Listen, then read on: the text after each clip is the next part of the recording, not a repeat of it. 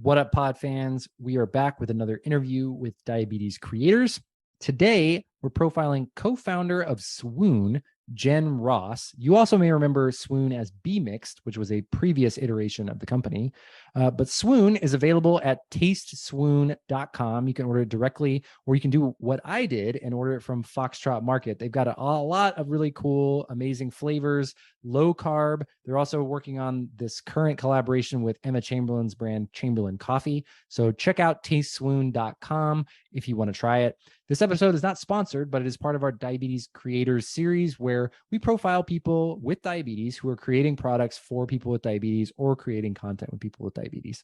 Jen and I spend some great time talking about the origins of Swoon, how she and her team have evolved over time to create something that previously didn't exist for people with diabetes. So again, check out Swoon at tasteswoon.com and please enjoy this interview with Jen Ross. Hello and welcome back to another episode of Diabetics Doing Things. We are telling the amazing stories of people with diabetes from all over the world. I'm very excited for today's interview. It's part of our Creators series where we're highlighting creators and entrepreneurs who have used diabetes to spur them to either a business or into creativity online.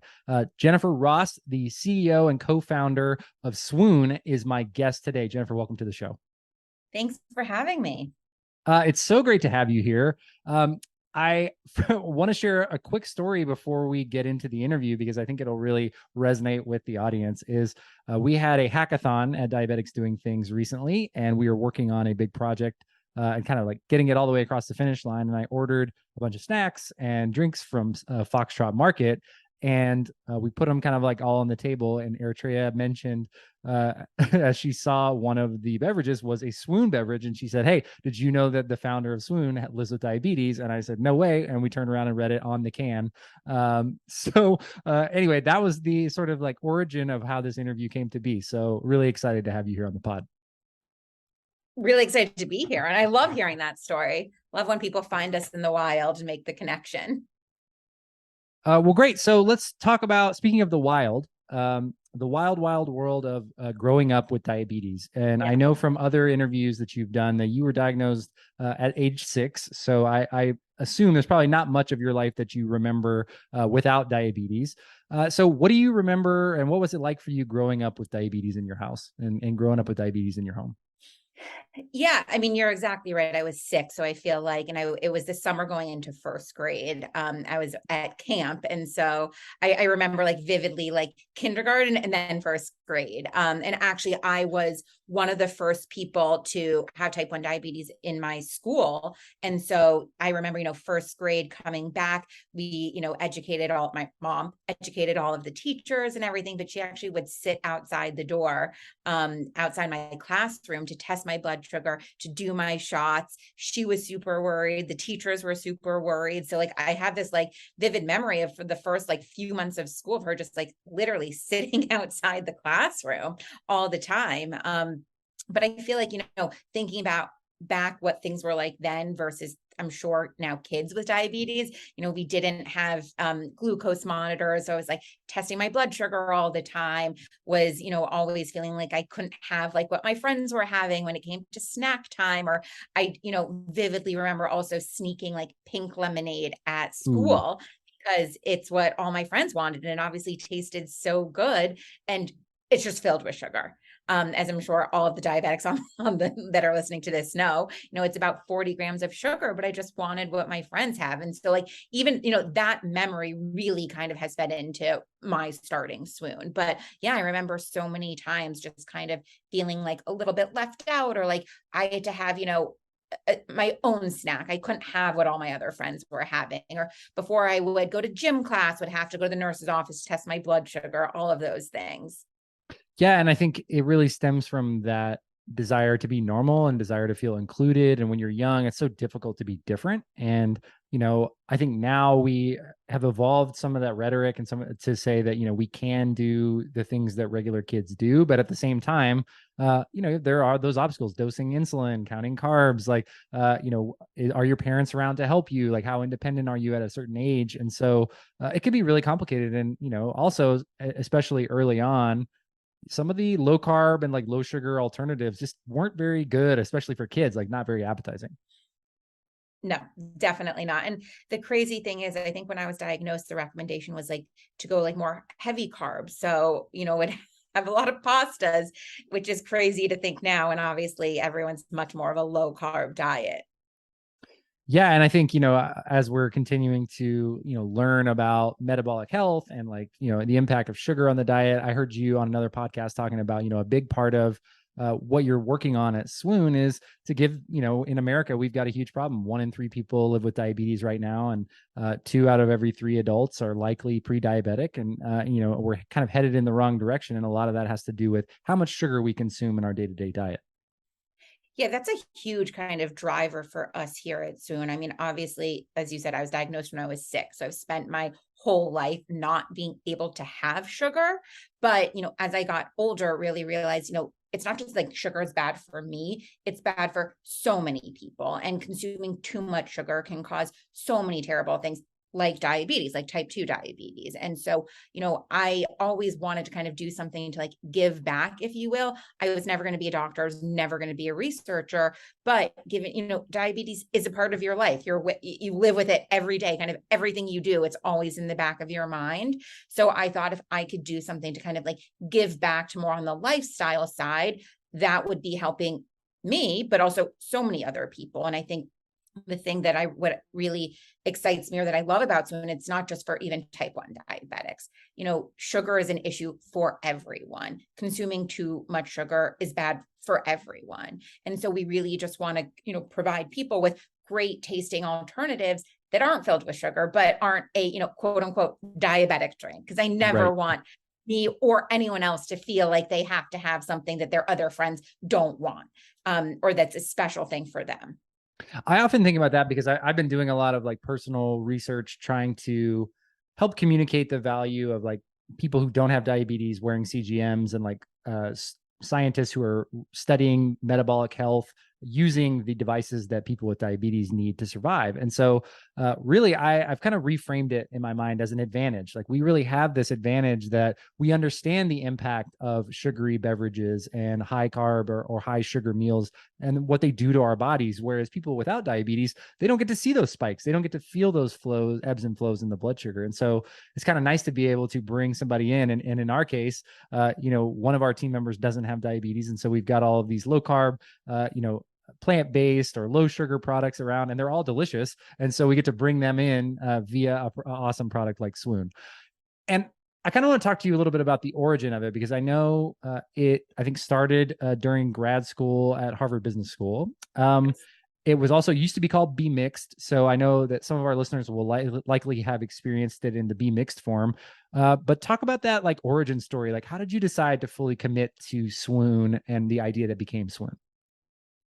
Yeah, so exactly like you said, it started when my partner Christy and I were in business school, and she was a big host and she's Cuban, and so she was making a mojito, and I was at her house and she was like pouring in a ton of sugar and kind of like looking at me. I'm like, I can't have that, and she's like, I actually don't want to drink this. Like this was terrible, and kind of had this idea of like, well, again, kind of to exactly what we were saying, like sugar's just bad for everyone. And especially when you're kind of drinking and having cocktails, it's a celebratory moment. It's like, why should you feel bad that when you're doing something fun, but you're still consuming all this sugar? So we started with cocktail mixers, kind of taking this like area that people really weren't paying attention to when it came to health or reducing sugar, and saying, let's still keep it fun, still keeping it celebratory. And you really don't have to sacrifice. You don't have to compromise on something that's great tasting. But isn't art, isn't natural, and all of those things. So that was really the origin with Be Mixed. And as we got, deeper into the beverage industry, really realized obviously how much sugar is just in every drink, and the opportunity that we have to go beyond cocktail mixers and really kind of look at this stuff. I was, like I said, diagnosed when I was 6. So like, what are the things I had, sneaking the pink lemonade, like that's something that I think so many people can relate to. And lemonades and iced teas are just such a part of people's daily life. Yeah, it's a normal like beverage, right? Like if you're not going to choose a soft drink, you probably choose lemonade, right? Especially, I think about like in college, going to, eating out, eating fast food. And it's like, okay, my options are low calorie lemonade or Diet Coke. And that was like pretty Right. much all that I had. So Exactly. I want to talk a little bit about like early on, what was it like for you, like to receive that like first really positive customer feedback from people with diabetes? Like when, you guys have poured your heart and souls into this project and then, it finally reaches customers, like, and what was that moment for you? Like when you finally like kind of said, wow, all right, we're making an impact. We did our own customer service. So we were writing back to people's emails. And so I remember getting an email of someone like, oh my God, I haven't had a margarita in 15 years. Wow. I always felt so left out. Like when I would go to parties and I finally able to have one, or someone saying like, my dad's diabetic and I got these for him. He was so happy and excited. So really kind of getting those like positive stories of people of, again, like it's not the cure. We're not giving, medicine, but it really is just making people kind of feel a part of like everyday life and that they can do what other people are doing or having the things that they feel like they were missing out on for so many years. Definitely. And I think that's a huge part of it, right? Like diabetes is that difference. It makes you feel like you're left out, makes you feel like you can't be included. And, just to be able to turn the lights on, for what's possible and kind of like give people an option to say, hey, it seems like a small thing to somebody on the outside, but being able to have a margarita without having to worry about your blood sugar at a party and just enjoy yourself is really a huge thing. Yeah, people don't, I think, really realize, having just a sip of a cocktail, everything that's going in the back of your mind. How much insulin do I have to do? Am I going to go low later? How much sugar is in this? It's a lot more than just having, having a toast with someone. Right. It's kind of like the hangover meme where there's all the math kind of going around and swirling around your Right. head, right? Exactly. Something that I've noticed over the years of doing this podcast and talking with other people with diabetes who are founders is that there's something about diabetes that sort of inspires innovation and it inspires this kind of type A mentality. Was Swoon and Be Mixed like the first kind of project of yours dedicated to solving a diabetes problem for yourself, or did you have other ideas that sort of just made it on the cutting room floor along the way? That was, Be Mixed and then Swoon are the first things as like a career that I've done. But I have really always wanted to kind of do something with and help the diabetic community. So actually in high school, I ended up organizing a concert with proceeds going back to JDRF. So again, I really knew my place of I wasn't going to be on the science side of things, but really always wanted to figure out like, what can I do to give back? What can I do to make an impact on people's life? I love that. And I think, I often look at my own self as a life with diabetes. And I think, if I had to get any other chronic illness, I'm sort of glad that I have this one because I feel like it resonates with me. I'm able to like do the diabetes math. I'm able to, manage my therapy, and I'm very grateful and very privileged to be able to do so. But also like just to, really digging into that, solving problems for other people and digging into and like those real insights from you as a person living with diabetes. I'm just always so inspired to see how those manifest themselves either in business or in, charity endeavors, like your concert you're talking about. People with diabetes really are like superhuman and they just do amazing things outside of themselves for each other. Talk to me a little bit about, and this is something that I resonate particularly close with as an entrepreneur, but I really when I dig into conversations with other founders, startups are risky inherently. Like obviously, I think they're like the stat is like 1 in 10 startups fail within the first year. Diabetes really multiplies that risk and that risk tolerance because of losing health insurance or health insurance options when you're self-employed, cost of insulin, test strips, medical devices.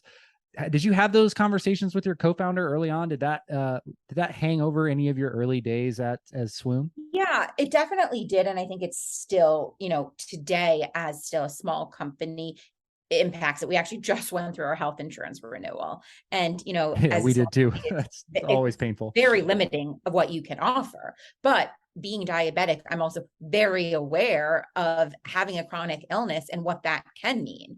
I'm definitely not someone that just goes to a doctor once a year and, kind of thinks everything's okay. There are a lot of, medications, the insulin, everything. So also making sure that we can offer our employees kind of a quote unquote, like rich health insurance plan, which is not necessarily so normal for startups kind of to be able to really offer the gamut of different option. So that's something that we did think about initially starting, but then again, still comes up, every year, or thinking about what else are other people, whether it's not diabetes, like what are the other things that they're dealing with that I might not realize. I think though, looking back at, because we're very similar in the way that we're thinking about this from our corporate perspectives, we just went through our renewal at Recreation, and I have 2 employees that also live with diabetes. And so I think it's really, for an employee at a company, I think it's really an advantage to have a founder with a chronic illness, because they are looking at that lens through the same way, that somebody else would with a chronic illness. And more able-bodied founders maybe just wouldn't even think of that. Like you said, people that go to the doctor just once a year, health insurance is probably way down the list of priorities. But for somebody with diabetes, and especially a founder, it's really important to look at. You got to look at those copay costs. You got to look at that out of pocket. And that stuff, I don't know about you. That's like my least favorite negotiation all year long, because I have like no leverage. I just have to go in and take whatever they give me. I know that's the problem. It's really, really hard as a startup to get great plans. So talk to me really quick. As I was preparing for this interview, listened to another podcast episode, read some articles. Your team has done a great job of telling the Swoon story kind of all over. I want to ask you, what's a maybe favorite Jennifer Ross diabetes story that maybe you haven't told before? Man, this could be from childhood, could be from adulthood, something that just stands out as like a memorable diabetes moment. I know I put you on the spot. I'm sorry.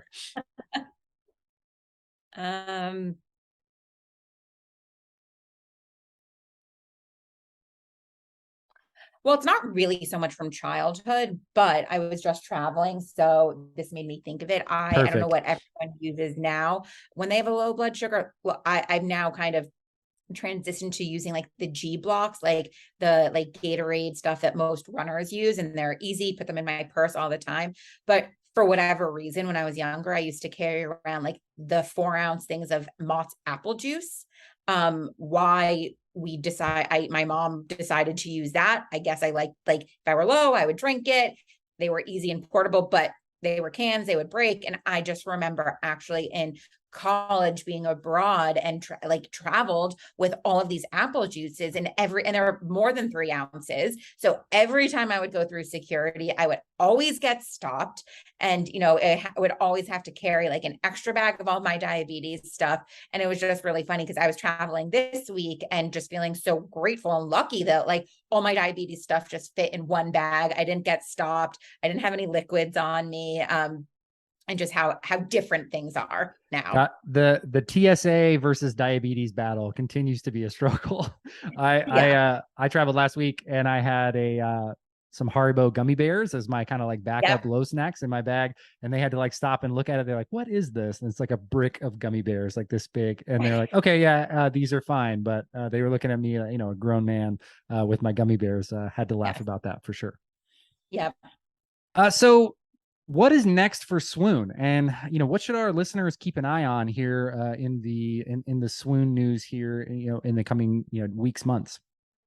Yeah, I mean, we're still really new. We just launched our line of lemonades and iced teas about 2 years ago. So we're really continuing to expand more distribution. We have some exciting new retailers that we're going to be launching with this year, and really kind of just getting all of our products out there. So really, really focused on just like that distribution, and obviously with awareness and getting awareness along with it. And speaking of, like, where is Swoon sold, and like where could listeners find it if they were craving some? So we're sold on Amazon. So that's definitely something everyone can get. And you can also go to our website, tasteswoon.com. But we're in Whole Foods, we're in Targets. We are about to launch into the Fresh Market in the Southeast, Meijer in Michigan, Albertsons in Texas. So a little bit all over the place. Well, that's awesome. Well, we will, and via Foxtrot, which you can have delivered if you live in Dallas or I think Chicago as well. So, and GoPuff too. Oh, we love GoPuff around here for sure. I'm going to include, make sure to include all of the links that you just mentioned in the show notes. So if you're listening to this in your car or on your phone or wherever you might be, you can go to the show notes and find the links to everywhere that Swoon is sold. And Jennifer, I kind of have a closing question. I've been really working on trying to ask better like questions for my guests and really evolve. We've done a lot of these podcasts, almost 250 now over the years. And, I got to get better at asking questions. It's always like a process of ongoing improvement. So let me see what you think of this one. So if you could, you yourself today, go back in time and write like a message on the mirror to your younger self. And you know what I mean? Like in movies where they like write messages and the steam from the shower makes it all dramatic and there's like the secret code language, whatever. So if you could do that to your younger self and give yourself one piece of advice about diabetes, what do you think it would be?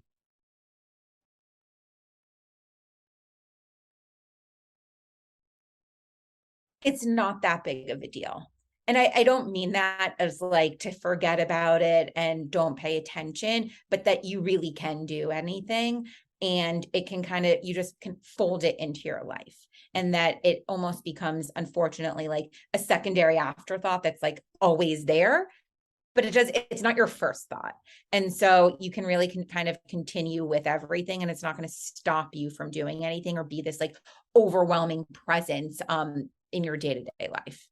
Where do you think that like idea or like that strength and kind of like ideology came from? Because I know I'm very similar. When I was diagnosed, you were talking about your mom, and I think of my mom and my parents, like they really gave me this great foundation, and I had this great care team. And for me, it was I wanted to be an athlete, so they said, "Hey, if you take care of your diabetes, you can go be the athlete you want to be." So it was always this sort of step to the next thing that I wanted. Where did you think that kind of like strength and outlook came from in your life with diabetes? I mean, I think definitely for my parents and my family, I think, when I was diagnosed when I was 6, so much of it was my mom doing everything kind of for me, but she really did everything. And so I really kind of saw what I needed to do to be able to kind of take control and manage it myself. And so I think, she definitely let me do that. I think, and then working with the doctors and everyone, for her to get comfortable, for me to get comfortable, but really to kind of be able to be independent. And I think, from the beginning, my parents never wanted it to kind of prevent me from doing everything. So it's like, give me all the tools so I can do whatever I want, and just make sure that it's being managed well. Well, it certainly hasn't stopped you. And I'm so glad to have the time to speak with you today and for all that you're doing for people with diabetes and people without diabetes at tasteswoon.com. You guys can go check that out and follow Swoon on social media as well. We'll tag everybody in our Instagram post for this episode. Jennifer, thank you so much for the time today. I guess Jen is more than just using the government name. I don't, when people call me Robert, I always get a weird vibe. So I get it. But thank you so much for your time and for all that you're doing for people with diabetes. Thanks. So great to talk to you, Rob.